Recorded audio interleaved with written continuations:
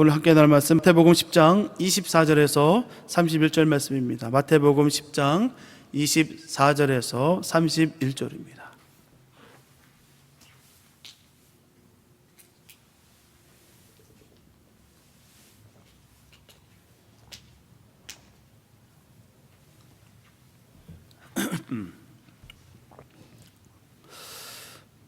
마태복음 10장 24절에서 31절 말씀입니다. 주님의 귀한 말씀 우리 한 목소리로 함께 합독하시겠습니다. 시작.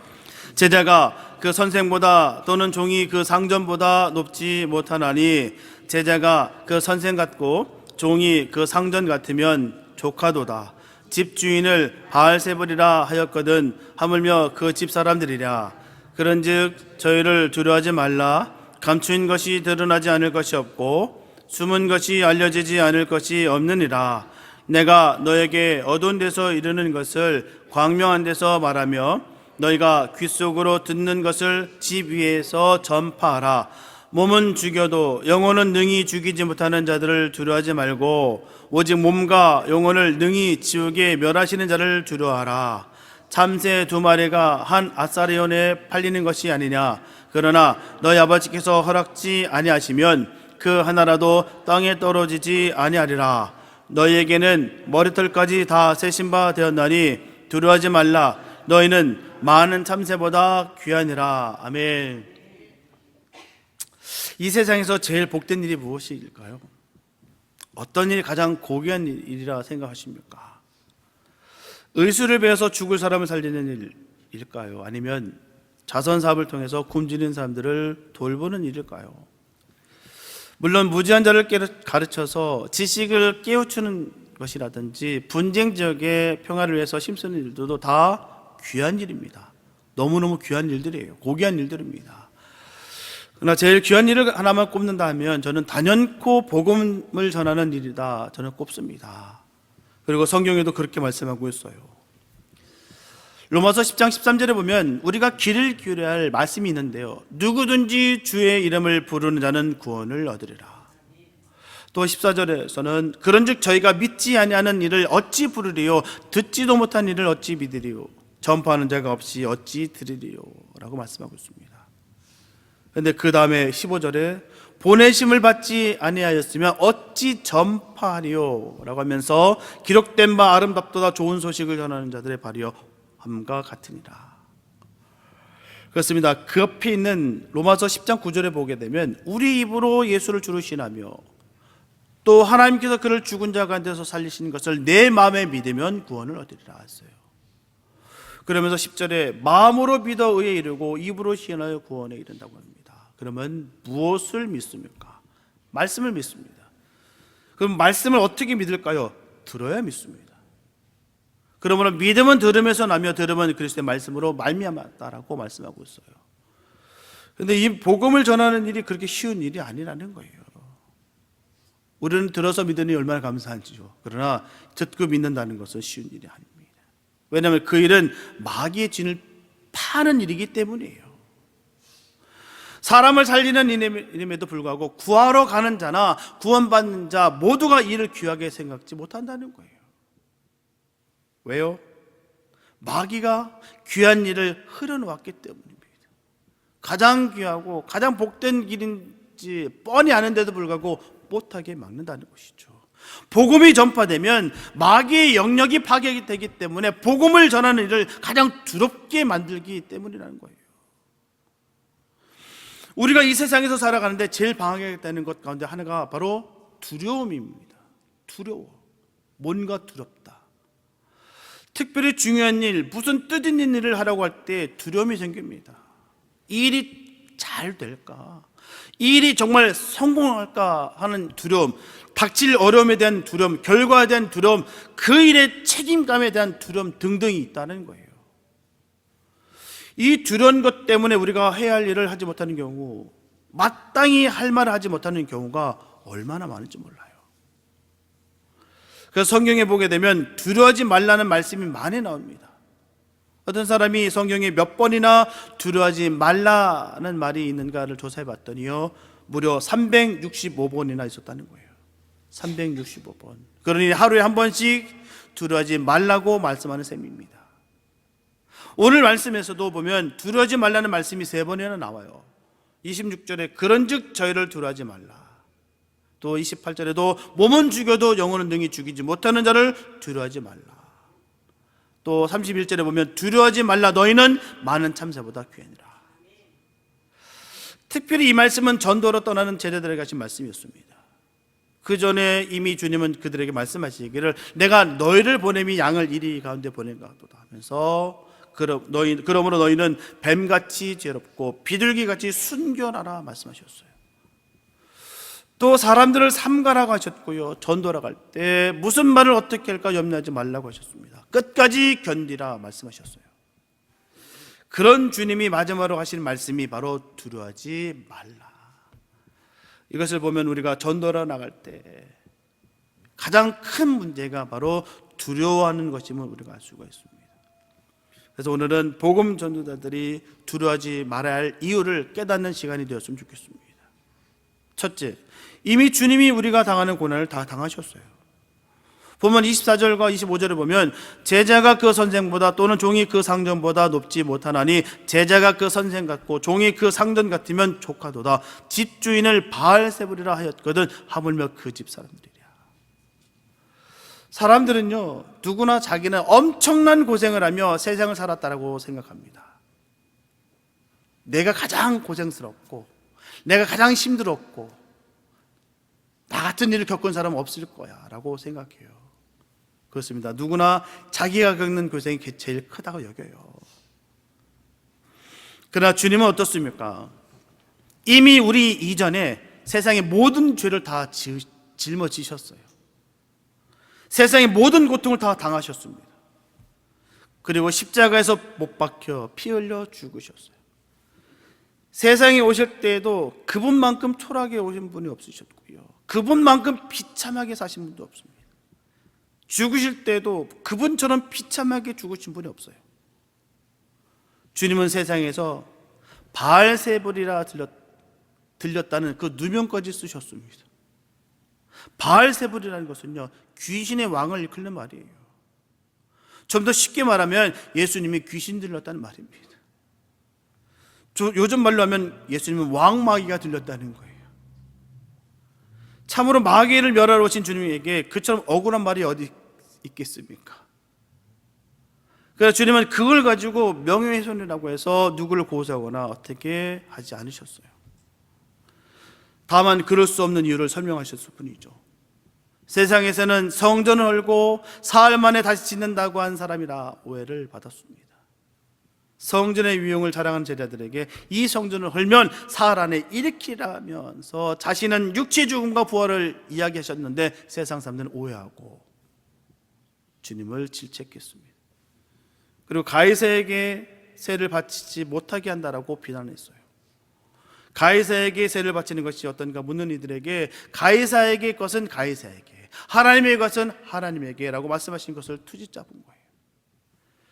또는 율법의 파괴자라고 됐습니다. 구약의 신명기 모든 법을 본래 의미대로 바르게 해석해 준 데서 온 오해였다는 것이죠. 거기에는 길게 기도하는 것, 외식으로 금시하는 것, 구제의 나팔을 크게 부는 것들을 해서 살인에 관해서 또 간음에 대해서 이런저런 해석들이 분명히 있었습니다. 안식일을 범한 자가 되게 됐어요. 안식일에 병자를 고친 것 때문이었죠. 하나님을 모독한 자가 되게 됐습니다. 병자죄를 용서해 준 일로 그랬습니다. 복음을 증거하는 동안 동네 낭떠러지에 밀려 죽을 뻔했어요. 누가복음 4장에 나오는 이야기입니다. 여러 번 죽일 시기를 보았지만 여의치 못했습니다. 마태복음 마지막 부분 나오는 이야기예요. 그러나 끝내 강도가 붙잡히듯 검과 뭉치를 든 군인들에게 붙잡히셨어요. 앞서 말씀드린 모든 죄를 다 뒤집어 썼습니다. 도저히 거기서 나올 수 없는 지경이 되었어요. 그리고는 재판 한번 제대로 변변치 받아본 적이 없습니다. 그리고 죽으셨어요. 그런데 지금 이 말씀은 그 이전에 하신 말씀들이에요. 주님이 아직 체포되기도 전에, 죽으시기도 전에 하신 말씀들입니다. 주님은 이미 이루어질 일을 다 알고 계신다는 거예요. 주님은 당신께서 대제사장들과 장로들에게 잡혀서 십자가에 못 박혀 죽으실 것이다라는 사실을 공식적으로나 3번이나 말씀하셨어요. 얼떨결에 당한 거 아닙니다. 주님께서 십자가를 지신 것, 거기서 죽으신 것 우연이 아니에요. 기독교는 우연이 없습니다. 하나님의 계획하심과 역사하심이에요. 우리의 삶도 마찬가지입니다. 우리에게 우연은 아니에요. 자연스러운 아닙니다. 하나님께서 역사하심이에요. 뿌린 대로 걷게 하신다는 주님의 귀한 말씀이 드러나는 것입니다. 오죽하면 예전에 중세시대 때 그 종교개혁 때 그 풍자가 있었다고 합니다. 늘 신부들이 우리의 기도를 들어 응답하신 하나님 하고 기도하는데, 그날도 여전히 우리의 기도를 응답하신 하나님 했더니 왜? 그런데 그 응답을 듣고 심장마비로 죽었대요. 그게 그 당시 때 풍자랍니다. 그만큼 우리가 하나님을 믿는다고 하면서도 불구하고 그냥 형식적으로 그렇게 믿는 경우가 얼마나 많은지 몰라요. 심는 대로 걷게 하셨다는 그 하나님의 그 고귀하신 말씀을 우리가 무시하는 경우가 얼마나 많은지 모릅니다. 안 그렇습니까? 우리가 하나님을 얼마나 만우리 여길 때가 얼마나 많습니까? 찬송은 얼마나 잘할까요? 주 예수보다 귀한 것은 없네. 주 예수보다 귀한 것은 많네. 얼마나 많습니까? 우리가 말로는 그렇게, 찬양은 그렇게 하면서도 불구하고 마음속에서는 얼마나 많은 것을 부정하고 살아가는지 몰라요. 하나님께서 모든 것을 듣고 계시고 알고 계신다는 사실을 우리가 부인할 때가 얼마나 많은지 몰라요. 우리는 우연이 없습니다. 하나님 계획하심이 있다는 거, 얼떨결에 장하시는 것이 아니에요. 하나님은요. 마리아에게 이는 내 장사를 위함이라고 하심으로 간접적으로 언급도 여러 번 하셨어요. 그만큼 미래를 다 알고 계시는 분이었다는 것이죠. 그 주님께서 지금 복음을 두고 나가는 사람들에게 하시는 말씀이에요. 주님은 이 제자들이 애처로와 너희들을 세상에 보내는 것이 양을 이리 때에 보내는 것 같다고 하셨어요. 그렇습니다. 저와 여러분들이 복음을 들고 세상에 나가 보시기 바랍니다. 온통 세상이 저와 여러분들을 삼키려 할 거예요. 그런데 왜 두렵지 않을까요? 다시 살아날 부활의 약속이 있기 때문입니다. 그렇기 때문에 주님도 담대하셨고요, 그렇기 때문에 우리도 담대할 수 있는 거예요. 저와 여러분들이 비방받습니까? 주님이 이미 받으신 거예요. 저와 여러분들이 모함을 받습니까? 주님께서 이미 받으신 것입니다. 저와 여러분들이 죽임을 당합니까? 주님은 이미 죽임을 당하셨어요. 저와 여러분들이 배신을 당했을까요? 주님은 훨씬 이전에 다 당하셨어요. 저와 여러분들이 십자가의 고통을 당하십니까? 주님은 이미 그 전에 십자가의 고통을 다 당하셨어요. 주님은 우리보다 더 큰 고통을 당하셨다는 거예요.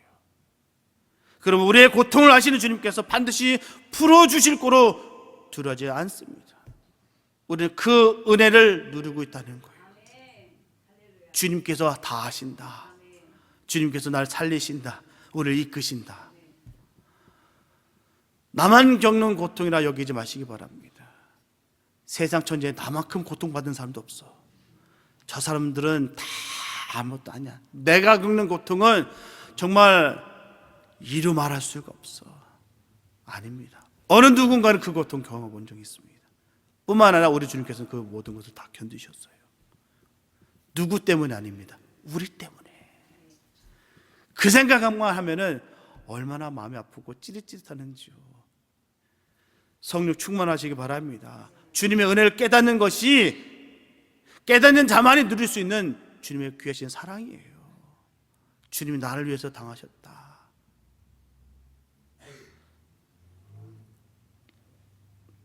위대한 사도 바울도 여러 번 어려움을 겪었습니다.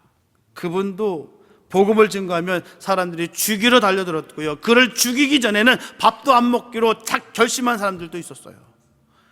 그래서 복음을 전하고는 이튿날 다시 도망한 일들이 비일비재했습니다. 죽음의 위기와 공포를 여러 번 겪었어요.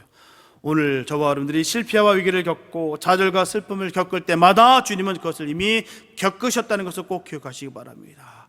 우리를 위해서 견디셨고 우리를 위해서 승리하셨다는 이 사실을 꼭 기억하셔서 매사에 우리가 주님으로 인하여 늘 승리의 삶 살아갈 수 있게 되시기를 예수의 이름으로 축복합니다. 둘째, 하나님밖에 세상에서 두려워할 이는 없어요. 본문 28절에 보면 몸은 죽여도 영혼은 능히 죽이지 못하는 자들을 두려워하지 말고 오직 몸과 영혼을 능히 지옥에 멸하시는 자를 두려워하라 말씀하고 있습니다. 군인들에게 제일 두려운 것은요, 자기 직속상관이에요. 갓 입대한 신병들에게는요, 국방부 장관이라든지 별을 단 장군보다 바로 작대기 하나 더 단 그 일병이 더 무섭습니다. 바로 선임이 훨씬 더 무서워요. 또 수많은 군인들에게 있어서 바로 선임들이 다 공포를 갖습니다. 그런데 민간인들은 그들이 하나도 무섭지가 않아요. 경찰들은 그 간부들이 무섭지 군인들이 무섭지 않아요. 그러나 운전하는 사람들은 제일 무서운 사람이 군인이 아니라 교통경찰일 거예요. 그럼 사업하는 사람은 누가 무서울까요? IRS 사람들일 것입니다. 저와 여러분들은 누가 세상에서 제일 두렵습니까? 전도를 하러 가면 누가 두려울까요? 화를 내는 사람도 두렵고 박해를 하는 사람도 두렵고 반대를 하는 사람도 두렵습니다. 또 복음을 거절하는 사람도 두렵고요. 종교가 자유롭지 못한 나라에서는 복음을 들고 나가는 것 자체가 곧 두려움이에요. 생명과 연관돼요. 본문 말씀은 그를 배경으로 쓰여졌습니다. 거기에 끌려가더라도 조금도 두려워하지 말라는 거예요. 그냥 두려워하지 말라는 것이 아니라 그 죽음의 공포 속에서도 두려워하지 말라는 것입니다. 담대하라는 거예요. 할 말도 성령님께서 대신해 주신다는 것입니다. 계속해서 성경을 보게 되면 너희들을 잡아다가 몸은 죽여도 영혼은 죽이지 못하는 세상의 권력자들을 두려워하지 말고 오직 몸과 영혼을 등이 지옥에 멸하는 자, 즉 하나님을 두려워하라는 거예요. 그렇습니다. 그래서 주님도 가야바 앞에서도 섰고요, 헤롯 왕 앞에서도 섰습니다만 하나도 두려워하지 않으셨어요. 왜 그랬을까요? 그들이 몸은 죽일 것입니다. 그러나 영혼마저 죽이지는 못할 것이요 하나님께서 그 무덤에서 다시 살려주실 것을 믿었기 때문이에요. 마태복음 26장 63절에 보게 되면 대제사장이 예수에게 묻습니다. 내가 너로 살아계신 하나님께 맹세하게 하노니 내가 하나님의 아들 그리스도인지 우리에게 말하라. 그런데 예수님은 64절에 내가 말하였느니라. 그러나 내가 너에게 이르노니 이후에 인자가 권능의 우편에 앉은 것과 하늘 구름을 타고 오는 것을 너희가 보리라. 죽음을 두려워하지 않으시는 주님의 담담이 그대로 보이는 거예요. 왜 그럴까요? 그들은 영혼을 죽이지 못할 것을 알기 때문이에요. 아무리 모진 핍박과 고난이 있다 할지라도 그 영혼은 터치하지 못한다는 것입니다. 우리도 담대할 수 있는 이유가 거기 있는 거예요. 아무리 수많은 핍박과 고난이 임한다 할지라도 우리 영혼은 누가 얻지 못합니다. 오직 주님뿐이시라는 것이죠. 요한복음 18장 33절부터 37절의 내용을 보게 되면 빌라도에게 재판을 받으신 장면이 자세히 나와요. 빌라도가 관정에 들어가서 예수님을 불러서 네가 유대인의 왕이냐 묻습니다. 예수님께서 네가 스스로 하는 말이냐 다른 사람들이 나를 대하여 네게 한 말이냐라고 물어요. 빌라도가 네가 유대인이냐 네 나라 사람과 대제사장들이 너를 내게 넘겼으니 네가 무엇을 하였느냐. 그때 예수님은 내 나라는 이 세상에 속한 것이 아니라. 빌라도가 그러면 네가 왕이 아니냐고 묻습니다. 예수님께서 내 말과 같이 내가 왕이니라. 어떻게 그렇게 담대할 수 있을까요? 누구도 그의 생명을 해할 자가 없다는 믿음이 있기 때문입니다. 주님은 우리에게도 이런 약속을 주셨어요. 아무도 내 손에서 너를 빼앗아가지 못하리라.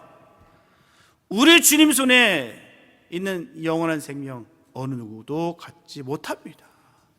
빼앗아갈 수 없어요.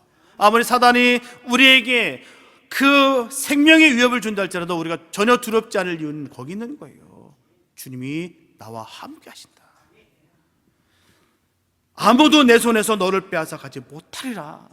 주님이 하셨습니다. 저는 이 말씀을 믿습니다. 여러분도 믿으시기 바랍니다. 어느 누구도 주님의 손에서 우리를 빼앗을 수 없어요. 머리카락 하나라도 상치 못하게 하실 것입니다. 낮의 해와 밤의 달이 저와 여러분들을 상치 못하게 하실 거예요. 그러므로 두려워하지 마시기 바랍니다. 물론 우리가 세상에서도 재판을 받아요. 그러나 그 재판을 받는 것보다 더 무서운 재판이 바로 하늘나라에 있다는 거예요. 그때는 우리만 아니라 우리를 재판한 그 사람도 재판을 받을 것입니다. 이 무서운 재판을 어떻게 하겠습니까? 우리를 정죄하고 우리를 핍박하고 고난을 준 그도 더한 재판이 있다는 사실을 꼭 기억하시고 불쌍히 여기시고 긍휼히 여기시는 복 있는 삶 되시기 바랍니다. 그 믿음 가운데 있어요. 믿음이 충만하고 성령 충만해야 우리가 여유가 있는 거예요. 넉넉할 수 있는 거예요.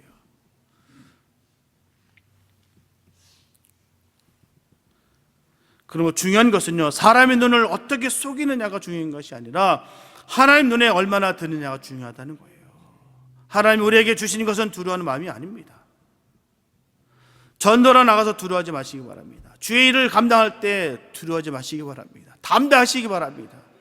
주님께서 주시는 것은 두려움이 아니에요. 늘 우리가 기도할 때, 우리 신앙생활 할 때 있어서 늘 점검해야 될 부분이 거기 있는 것입니다. 내 마음에 두려움을 주는 이는 오직 사단이다.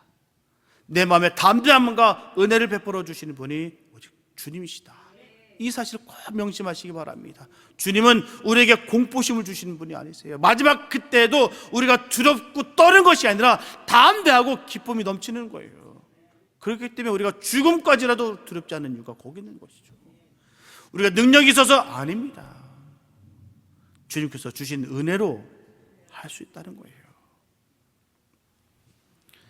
복음을 전하라 하면 사도 바울처럼 죽음의 위기를 겪던 때도 있습니다. 그가 그렇게 죽음의 고비를 넘긴 이유는 뭘까요? 오로지 복음을 전하는 것 하나 때문이었어요. 내 먹고 살기 위해서 급급해서 내 명예를 높이기 위해서 했던 것이 아니라 복음 전파를 하기 위해서 이 모든 순환과 고난을 겪었다는 것이죠. 사실 그는 출세가 보장됐던 사람이었습니다. 그걸 버리고 몸과 영혼을 능히 지옥에 던지시는 하나님을 증거하다 보니 별별 어려움을 다 겪게 된 것이죠. 그래도 두려워하지 않을 것은 하나님의 능력을 믿었기 때문입니다. 하나님이 나를 지켜주실 것이다. 나는 이 믿음이 없으면 누구도 복음을 증거할 수가 없어요.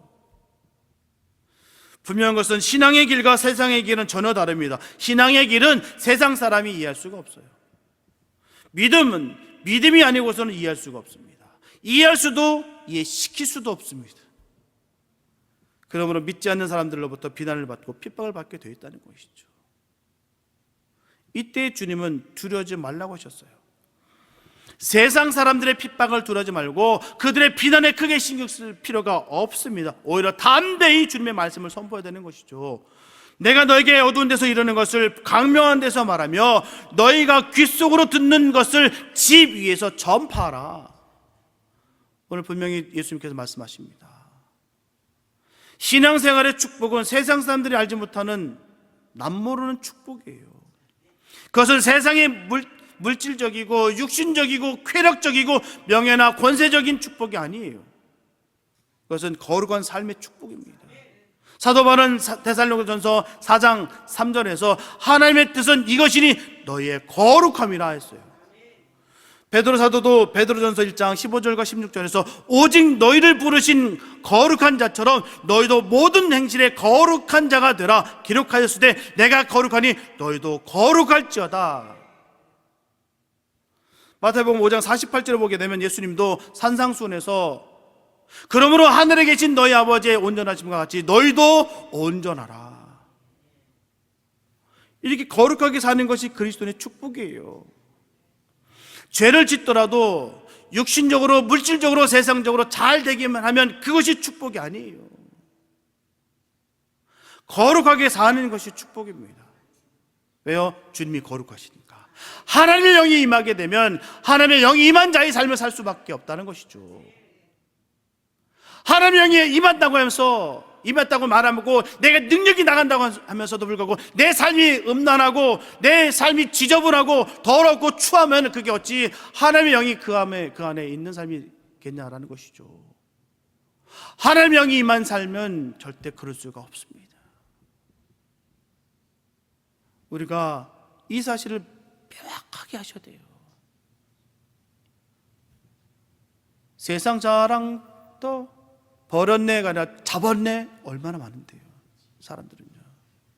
주 예수보다도 귀한 것은 많네 얼마나 많은데요. 말로는 주 예수보다 귀한 것은 없네. 세상 즐거움 다 버리고가 아니라 다 취하고.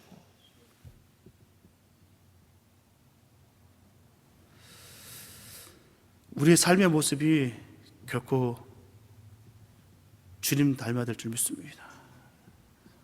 거룩한 영이 임했기 때문에 우리가 삶이 거룩해야 되는 거예요.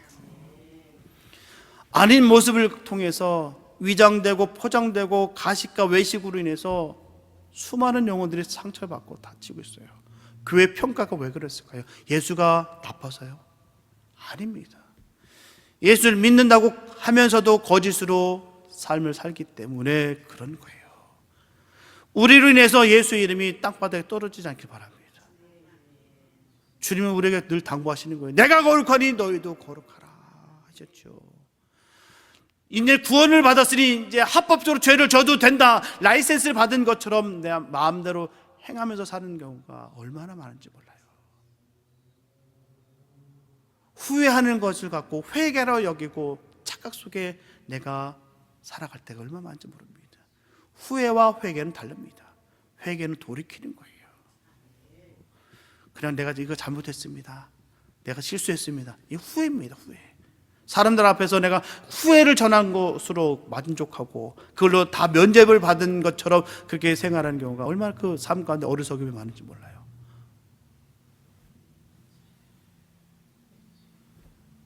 누가복음 6장 64절에 분명히 말씀하시지 않습니까? 예수님께서 주여 주여 하면서 왜 내 말을 듣지 않느냐, 내 말을 따르지 않느냐고. 예수님의 그 말씀이 얼마나 마음을 때리는데요. 주여 주여 하는데 왜 나의 말을 따르지 않느냐. 참 그 말씀이 얼마나 마음이 아프던지요. 얼마나 아프셨을까요? 주여 주여 하는데. 주여 주여 하는 자는요, 세상 사람 아닙니다. 예수 믿는다고 하는 사람들이에요. 근데 주님은 말씀하시기를 왜 내 말을 따르지 않느냐. 어떻게든 잘 먹고 잘 사는 걸로 다 결론 지으면 안 됩니다. 우리가 거룩하게 되는 거예요. 거룩하게 되어지는 것이 축복입니다. 신앙생활의 또 하나의 축복은 주의 복음을 위해서 사는 삶의 축복인 것이죠. 참된 그리스도인은 그리스도의 십자가의 구속의 은혜를 깨닫고 주와 복음을 위해서 살아갑니다. 그들은 주와 복음을 위해서 사는 것을 삶의 목표요 사명이요 기쁨으로 생각하고 산다는 거예요. 사도 바울은 빌립보서 1장 20절과 21절에서 살든지 죽든지 내 몸에서 그리스도가 존귀되게 하려 한다. 내게는 사는 것이 그리스도다. 그렇게 고백합니다. 빌립보서 3장 8절 이하에서는 그리스도를 위해서는 이전에 귀하게 여겼던 것들을 다 배설물로 똥으로 여긴다. 사도행전 20장 24절에서 복음의 사명을 감당하기 위해선 자기의 생명도 조금도 귀한 것으로 여기지 않는다라고 하였어요. 우리의 믿음의 고백 되시기 바랍니다. 이처럼 성도의 참된 축복은 세상적인 가치에 있는 것이 아니라 주와 복음을 위해서 살고 주님을 영원롭게 하는 삶이 있다는 거예요. 이런 삶을 사는 사람들에겐 주 안에서 누리는 평안이 있습니다. 주님 안에서 누리는 행복이 있어요. 죽어서 천국 가게 되고 하늘나라에서 영원한 상급을 받게 됩니다. 사도 바울은 죽음에 갖고 왔을 때 이제 나를 위하여 면류관이 예비되어 있다라고 자신 있게 말했습니다. 우리도 주와 복음을 위해서 살다가 면류관을 받는 복 있는 성도 되시길 예수 이름으로 축복합니다. 셋째, 주님은 우리의 머리털 하나도 세신 분이십니다. 보면 29절에서 31절 말씀 보면 참새 2마리가 한 아사리온에 팔리는 것이 아니냐. 그러나 너희 아버지께서 허락지 아니하시면 그 하나라도 땅에 떨어지지 아니하리라. 너희에게는 머리털까지 다 세신 바 되었나니 두려워하지 말라. 너희는 많은 참새보다 귀하니라. 주님은 우리의 머리털까지 다 세신 바 되었어요. 머리털을 세신 분이라는 것은 무슨 뜻일까요? 우리는 어떻습니까? 머리털 하나도 희귀하거나 검게 할 수 없는 존재예요. 그런데 주님은 우리의 머리털을 세신 분이십니다. 그만큼 자상하신 분이라고, 절대적인 분이시다라고 말씀하시는 거예요. 그리고 머리털을 세셨다는 말씀에는 어떤 뜻이 있을까요? 우리의 모든 것을 다 아신다는 것이죠. 우리의 작은 것까지라도 주님의 다 관심사항이라는 거예요. 모든 것을 다 책임져 주신다는 것입니다. 주님은 할 일이 없으셔서 우리 머리카락들 하나하나 세실까요? 오로지 머리카락 숫자만 알고 계실까요? 야, 숱이 많네. 숱이 많으면 낫고 없으면은 부족하고, 그걸 그걸 아시기 위해서 그 머리카락을 하나하나 세실 걸까요? 결코 아닙니다. 머리카락을 세셨다는 것은요, 그 말 속에는 우리의 일거수일투족이 모두 주님 손안에 있다는 거예요. 우리의 모든 것을 아신다는 것은 실수와 잘못을 심판하기 위한 것이 아니라 눈동자처럼 지켜주신다는 뜻이에요. 그래도 왜 두려워할까요? 하나님은 저와 여러분들의 모든 것을 다 아시는데요. 모든 것을 아신다면 저와 여러분들은 그냥 두실까요? 우리가 다 아는 이야기지만 미국이 발사한 인공위성은 지구상에 있는 물체를 하나도 남김없이 다 관찰한다고 해요. 그 첩보위성은 러시아나 중국의 움직임 또는 아랍권의 움직임, 서방 세계 모든 움직임을 아주 빈틈없이 다 지켜보고 있다고 합니다. 그 성능이 어느 정도냐면 땅바닥에 지나가는 그 벌레까지도 다 보인다는 거예요. 그 정도 파악을 하고 있으면 자국의 이익이 반대되는 것이라고 한다면 폭격하고, 또 어떤 군사적인 움직임이 보이면 선제 타격할 수 있다는 것이죠. 어쨌든 군사 강국이란 바로 이 첩보 강국이고요. 그 첩보를 토대로 막강한 화력을 쏟아내며 한 나라 박살내는 것은 식은죽 먹기입니다. 어떻게 그런 일이 가능할까요? 보고 있기 때문입니다. 여실히 드러나지 않습니까? 우크라이나 러시아 전쟁 보고 있으니까 꼼짝 못하는 거예요. 보고 있으면 그 모든 것이 다 드러납니다. 그 나라의 형편과 처지를 모두 지켜보고 있다는 것이죠. 그 의로우신 하나님께서 우리를 지켜보고 있으신데 저와 여러분들의 신상에 무슨 일이 일어난다면 어떻게 하실까요? 우리 좋으신 그 하나님이 말입니다. 저와 여러분들이 위기의 순간을 당할 때마다 눈동자처럼 지켜주시는 분은 저와 여러분들의 그 머리카락 하나도 상치 않게 하실 것이 틀림없어요. 사망의 음침한 골짜기를 다닐지라도 해를 두려워하지 마시기 바랍니다. 주님의 지팡이와 막대기가 저와 여러분들을 지켜주실 거예요. 주님은 저와 여러분들을 머리끝부터 발끝까지 다 지키십니다. 사업도 지키시고 가정도 지키신다는 거예요. 그런데 하물며 하나님의 복음을 증거하는 저와 여러분들의 가정과 건강을 지키시는 것은 너무나도 당연한 것입니다.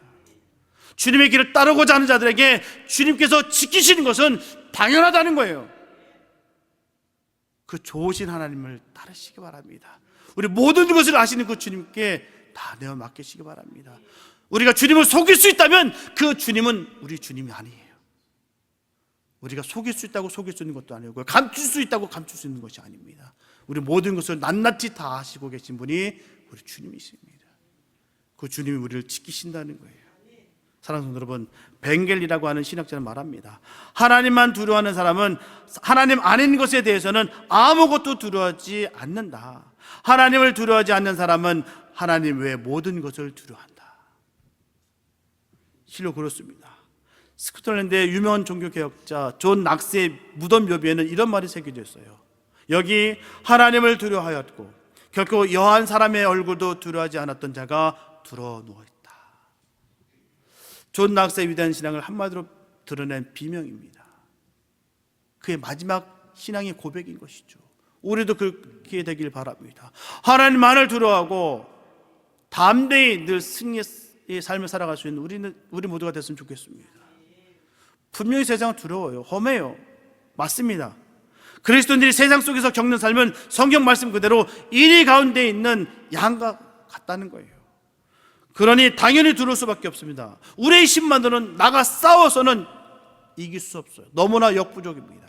그러나 하나님이 알고 지켜주시면 겁날 것이 없다는 거예요. 또한 하나님이 눈동자처럼 지켜주시면 못할 일도 없습니다. 우리의 대장 되신 예수님이 앞서가십니다. 대장신 주님을 바라보시기 바랍니다. 주님을 앙모하는 자는 독수리가 날개치며 올라감 같을 것이다 라고 분명히 말씀하셨는데 우리가 그렇게 될 줄로 믿습니다. 그럼 우리가 지금 할 일은 주님의 약속을 믿는 거예요. 주님의 능력을 믿는 것입니다. 그리고 우리에게 이김을 주시는 주님을 바라보시는 거예요. 그러면 남은 것은 세상을 이긴 승리뿐입니다. 주님의 십자가를 가슴속에 늘 간직하시고 하나님만을 철저히 경외하며 나아가 머리털까지 세시는 하나님만을 깨닫고 우리의 믿음을 굳건히 세운다면 험한 세상 속에서도 주님의 뜻을 이루며 제대된 삶을 온전히 살아갈 줄로 믿습니다. 이 믿음을 가지고 주님의 제자라는 사실을 당당하게 앞세워서 세상을 향해 두려움 없이 힘차게 나아가시기 바랍니다. 그래서 저분들은 하나님 한 분 외에는 어느 누구도 두려워하지 마시고 믿음의 말만 하며 날마다 성령 충만하여 기쁨으로 늘 두려움을 이기시기를 예수님의 이름으로 축원합니다. 기도합니다. 사랑해 주님 감사합니다. 아버지, 하나님만을 믿고 따라갑니다. 하나님, 그 좋으신 하나님, 전지전능하신 하나님, 그 주님을 믿고 따른 주의 자녀들에게 한없는 은혜를 베풀어 주시고 능력에 능력을 더하시고 영역에 영역을 더하여 주셔서 늘 승리만 있게 하여 주시옵소서. 늘 입술의 고백 속에 감사만 넘치게 도와주시고 세상 속에 우리가 거하나 세상에 묻혀 살아갈 것이 아니라 하나님의 귀하신 백성으로서의 삶을, 그 거룩한 삶을 나타내는 복 있는 삶 되게 하여 주시옵소서. 믿음대로 될지어다. 그 믿음대로 될 자를 우리 마음속에 진정으로 믿어서 믿음으로 일어나갈 수 있는 능력의 주의 자녀들 되게 하여 주시옵소서. 예수님의 사람들이 되게 하여 주시옵소서. 오직 주께서 함께 하실 것을 간절히 믿사옵고 우리를 구원하신 예수님의 이름으로 되었습니다. 아멘. 함께 일어나셔서 보라 너희는 두려워 말고 우리 찬양 부르신 후에요. 축도로 예배를 마치겠습니다.